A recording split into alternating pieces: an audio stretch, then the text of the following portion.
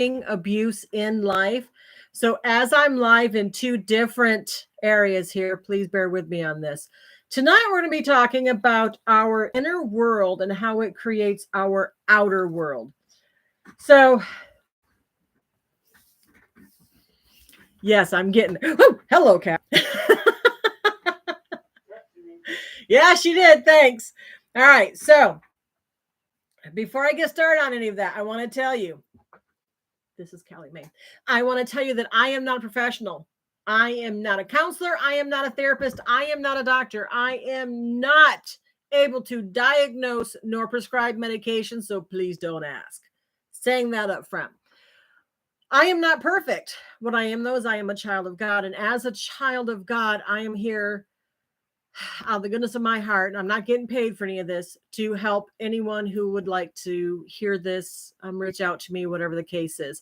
I have two mods in here that you can also reach out. I try to be, but thank you. So I took some notes and I'm going to go over these notes. So before I get started, I want to ask you guys, do you believe that your inner world can create your outer world? Yes or no?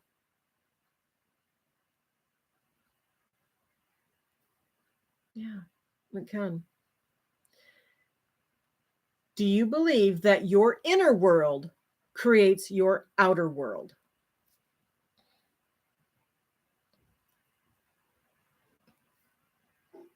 All right. So your thoughts, okay, the thoughts that we have lead to feelings, emotions, right? Things like that. Our feelings then lead to actions. And then our actions can lead to results.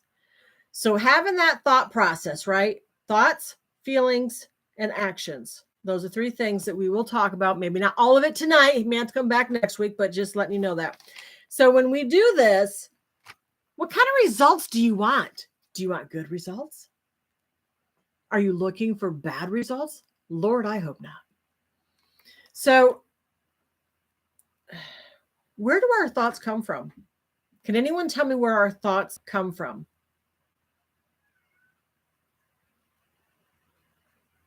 I need to go close my door.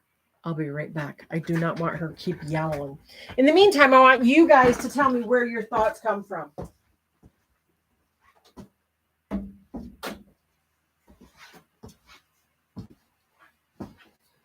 The mind, our mind. But how did it start there? How did they get there? How did you know that they were there? Well, if you've been asking yourself this question your whole life, guess what? Today you're going to find the answer.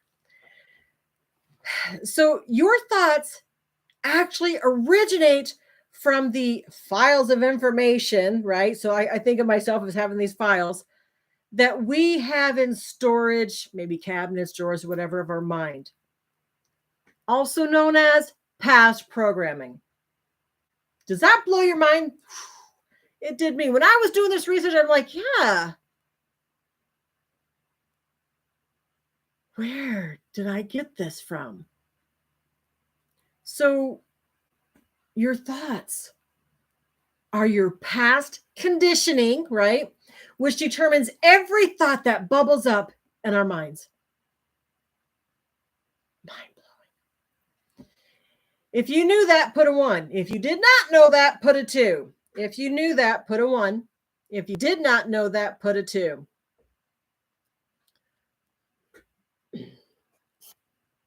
Yeah.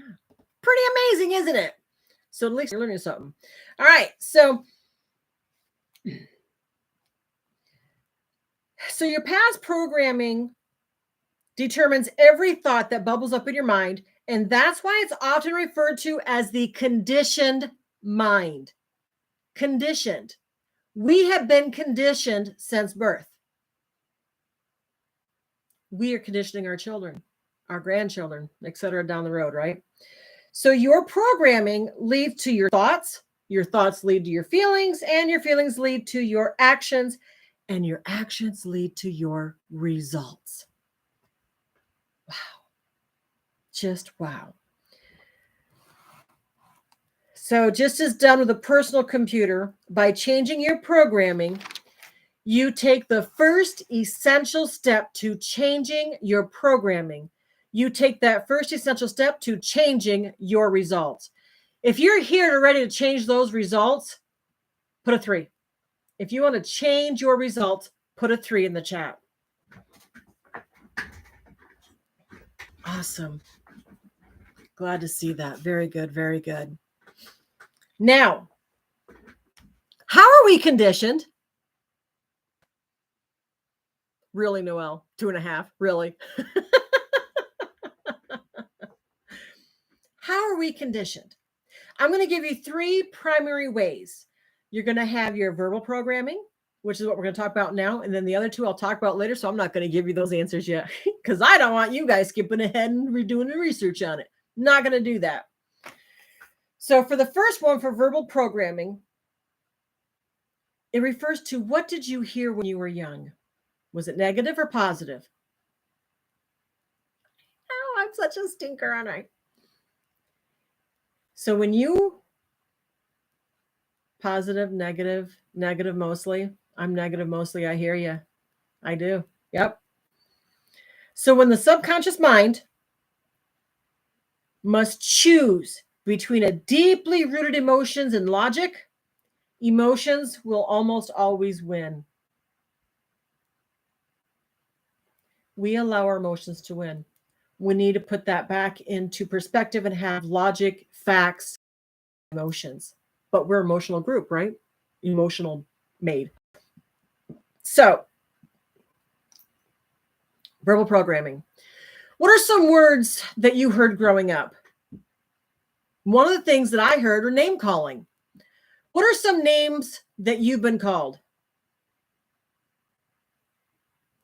They are based on part of who we are. That is correct. But we cannot always let them be our reactive in any moment. So what are some name callings that you have been called growing up? Me, it's been things like worthless, stupid, idiot, jerk, never good enough. Bratwurst? Kind of like bratwurst. That's very delicious, by the way. Right. So when we hear verbal programming, right, this is the verbal programming. No way. I would never have put that with that. Bratwurst because you're overweight. I never would have put the 2 together. Never. That is so interesting. Rude, but interesting.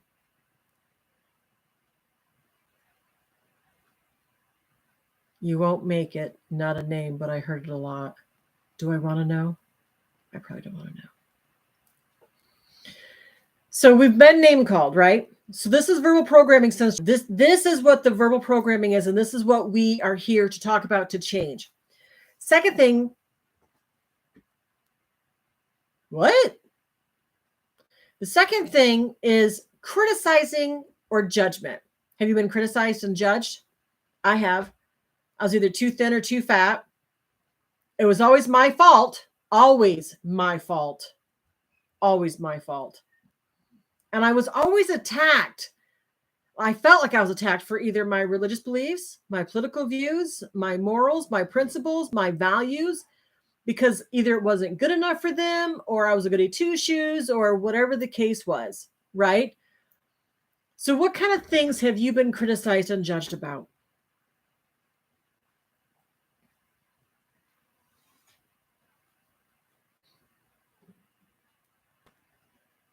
A lot. Yeah. Same. A lot. Everything. I get it. Weight. Same here. Either too thin or too fat. Oh, I always got compared to my siblings too. Why can't you be more like so and so? Why can't you be smart like them? Why must you always be stupid? I get it. I've been there. Again, this is all the verbal programming that we've grown up with, right? And so we have that stored away in some kind of a file of information in our brain. I call them a cabinet of information, but whatever. The next one we're going to talk about is degrading. Ugh. I've never had that. You're not my kid. But that's horrible. So degrading. I was publicly embarrassed by my mother, constantly put down by her. Somebody would say how pretty I was, and she would say things like, don't tell her, that'll go to her head. People think that she was joking, but she really wasn't. It is very hard to hear on a daily. I've always heard things like, no one will ever love you. Trailer trash. Oh, trailer trash was what I grew up with a lot. Trailer trash. Probably why I hate my camper. I mean, my trailer. My manufactured home. So we've touched on name calling, touched on criticizing and judging, we've touched on degrading. You won't make it. Yeah, I've heard that one too. You won't make it. How about threatening? Has anyone ever threatened you? See, when I was growing up and my stepfather had loved me in his way, I hear you, Tank. It was, you can't tell anyone because the police will take you away. Oh, honey, I am so sorry that happened.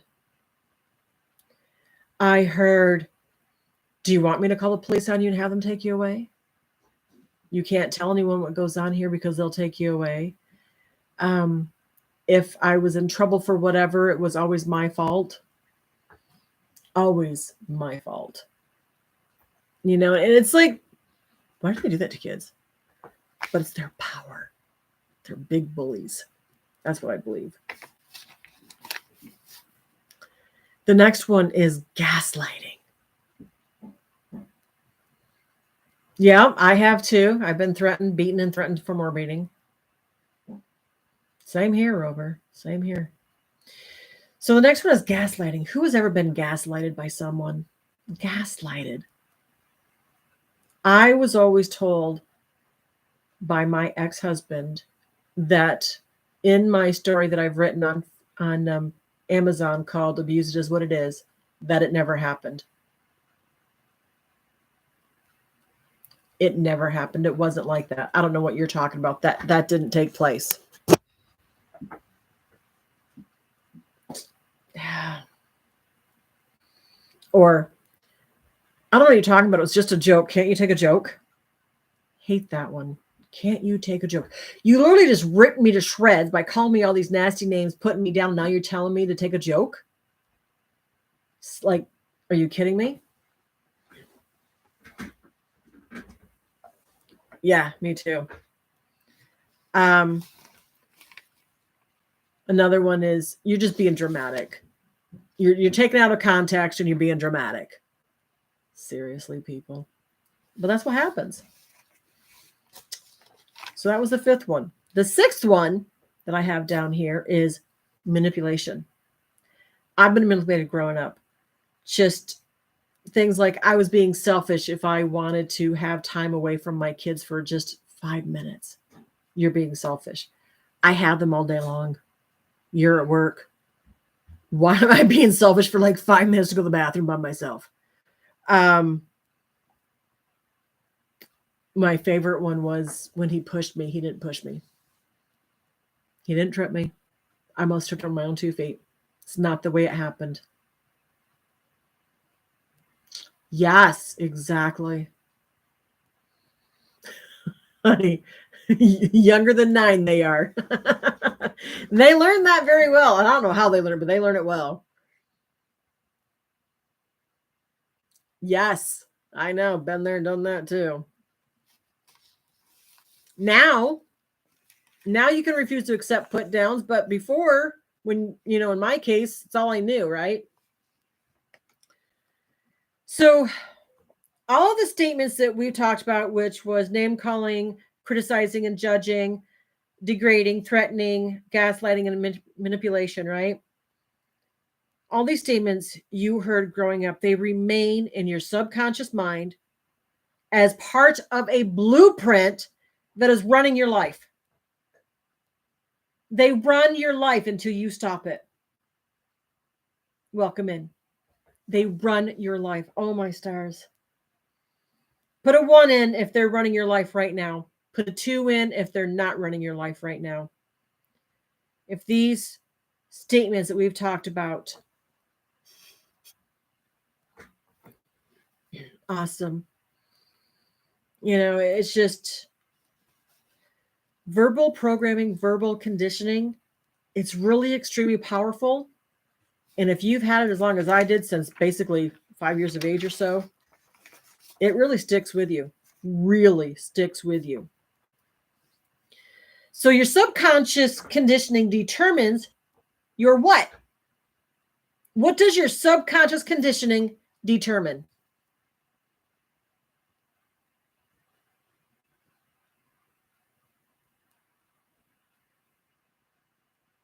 Anyone? I'm not looking for emotions.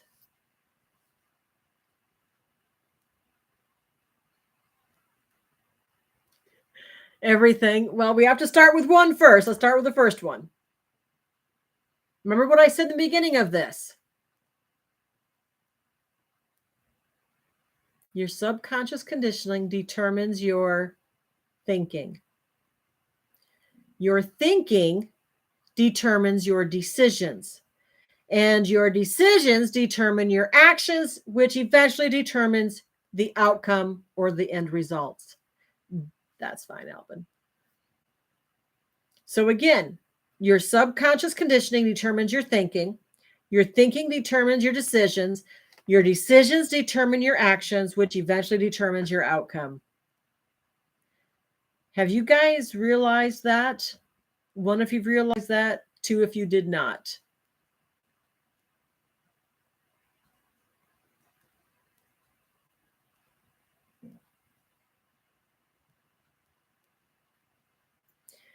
Now, how easy is it for you to lots of therapy?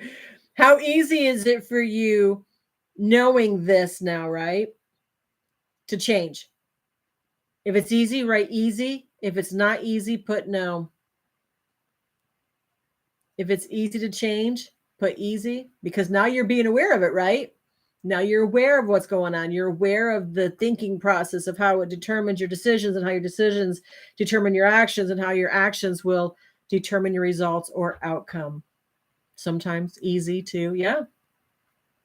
All right. So now I'm going to talk about 4 key elements of change.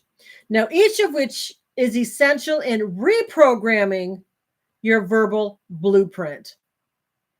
So I'm calling it as a verbal blueprint because I want to call this reprogramming. I don't want to call us conditioning. I want to call us a verbal blueprint that we have to change in ourselves. Okay. So the first element of change is awareness, right? So some people are aware of what's going on. Some people really aren't. But you cannot change something unless you know it exists. Unless you know something exists, how can you change it, right? So that's the first element of change is awareness. Second element of change is understanding. By understanding where your way of thinking originates, you can reorganize it, or excuse me, you can recognize that it has to come from outside of you. Because I'm sure you didn't say it to yourself when you were a baby or a young adult or freshly married or whatever the case was, right? So wherever it originated from, you need to come to realize that it did not come from you. It did not come from within. It came from outside of you. Agree or disagree?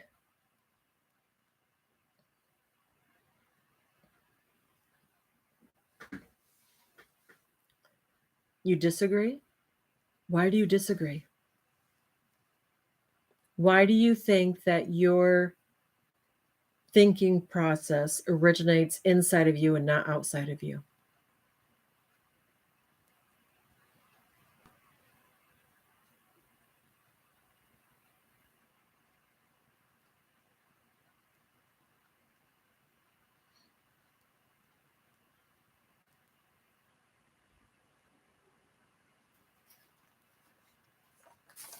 Ah, but they made you feel like that you were a burden. That's not your thought. That's someone putting that idea in your head. I'll come back to you on that one. I promise. May not be tonight, but I will come back to you. Yes, what happens around us causes us to think these thoughts. They're not your thoughts. And what happens outside of you is not you. The third element of change is disassociation. So once you realize this way of thinking is not you, you can separate yourself from it and choose in the present moment, right now, whether to keep it or let it go. And you're going to this is based on who you are today and where you want to be tomorrow. So these thoughts that you have, call the block button. I love it. These thoughts that you have, once you disassociate, right? Or like what he said, block button. Once you realize that this way of thinking is not you, you can separate yourself from it and choose in the present moment whether to keep it or let it go. I know I want like one of those easy buttons. That's what I want. That'll never happen. Now, you can observe this way of thinking and see it for what it is, which is like a file of information that was stored in your mind a long, long time ago and may not hold any truth or value for you anymore. Or you can let it go.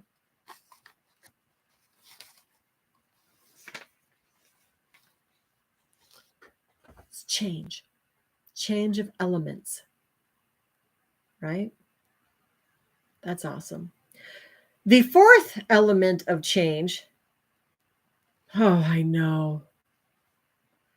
The fourth element of change is reconditioning. This is where you'll use techniques that will rewire your subconscious or remove the blueprint and put in a new blueprint, right? On your subconscious on a cellular and permanent level. So basically, we're retraining our mind to respond supportively to ourselves. So the elements of frequency and ongoing support are also important for lasting change to occur.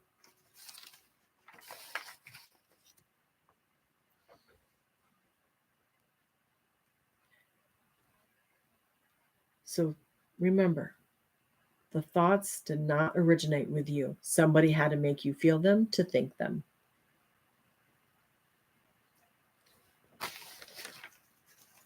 So here are some steps that you can actually use now to begin revising your verbal blueprint. They say conditioning, but I'm all the time, every day. So the 4 steps, where'd it go? There it is. The 4 steps to start using now are these. Number 1 is awareness. To me, it's also journaling. You want to write down all the statements you heard growing up. Write them all down. Get them out of your head. That's awareness. The second part is understanding. So once you write them down on another, draw a line, and on the other side of that, you're going to write down if you believe these statements are true. Excuse me. Let me back up. You're going to write down how you believe these statements. Down how you believe these statements have your life so far. That does not make sense, Llewellyn. All right, hold on. I got what I was trying to say, because that is not what I was trying to say. So, that's what the word. I knew I forgot a word. So you want to write down the effect. That's the word I was looking for. The effect of how you believe that these statements that you've heard growing up how they have affected your life so far. So write down how you believe these statements have affected your life so far. I knew I was missing a word in there somewhere. All right. The third one is going to be disassociation. Can you see that these thoughts represent only what you have learned and are not a part of your anatomy and not who you are? Can you see that you have a choice in the present moment to be different?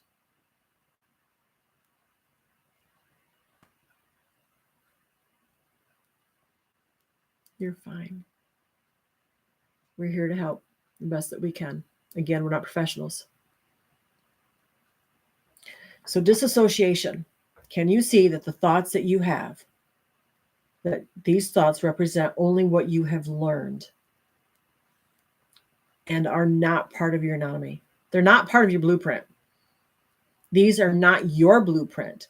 These were put on you to pretend that they were your blueprint, but you need to create your own blueprint, right? The fourth one is declaration.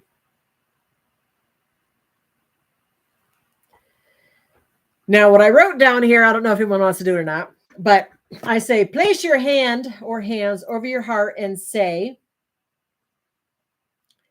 what I heard about myself growing up is not true. What I've heard about myself growing up is not true. I choose to adopt new ways of thinking. I choose to adopt new ways of thinking that support my happiness and success. So what I heard about myself growing up is not true. I adopt new ways of thinking that support my happiness and my success. Then I want you to touch your head and say, ants have no place in my head. They don't have no place in my mind. Who knows what ants are? Come on, so we know. Matthew, I'm counting on you on this one. Does anyone else besides Matthew know what ants are?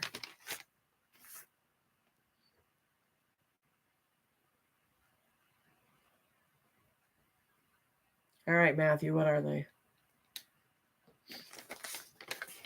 That's right, Tank. Automatic negative thought syndrome. That's correct. Ants do not belong in our mind. We want to make that blueprint nice and clean. Yes, you did. And get those ants out of our head. So in the beginning, when I started this, I said that thoughts lead to feelings, feelings lead to actions, and actions lead to results.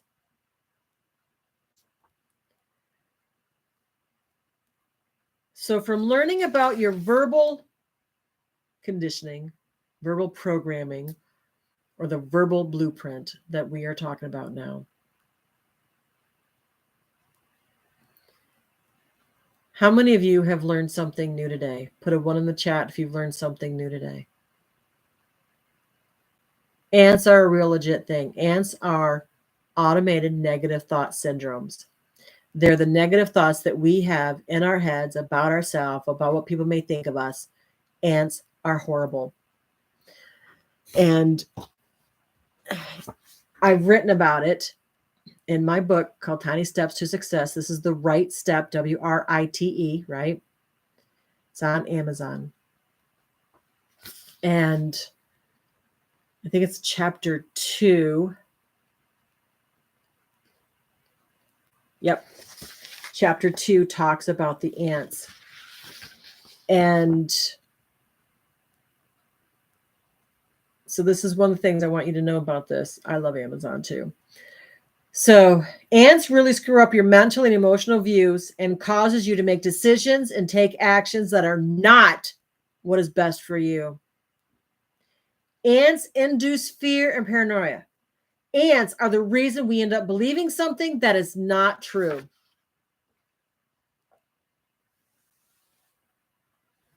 Much love, dear. Thank you for coming in. Automatic negative thought syndrome, guys, right here. you can have on Amazon The Right Step, Self-Care, and then the brand new one that I just wrote is Not Alone, Not Forgotten. These are 3 in the series. The 4th one is a 365-day positive journal in there. So, verbal programming is, what did you hear when you were young? How does that affect the ants on our heads? That's horrible. It's just horrible. Now, because we had someone give a testimony, I don't want to go into the second and third primary ways that we talked about, right? So how are we conditioned? And there's 3 primary ways that we're conditioned. Tonight we talked about verbal reprogramming, verbal blueprinting, I guess you want to call it. And so I'm going to stop at that, but I want you to know that we have 2 more to do. And I'm hoping to go over both of them next Friday. So please make sure you're here next Friday to do that. But before I let y'all go, I have a question. If you've learned anything tonight, put a green heart in the chat. If you've learned anything tonight, we put a green heart in the chat. If you plan on practicing any of these, we put a purple heart in the chat. Purple's my favorite color, by the way. If you plan on doing any of these, that's not a purple heart, that's a sure. So make sure you come back next Friday for the next 2 on that. I can't wait to see you all. And on that note,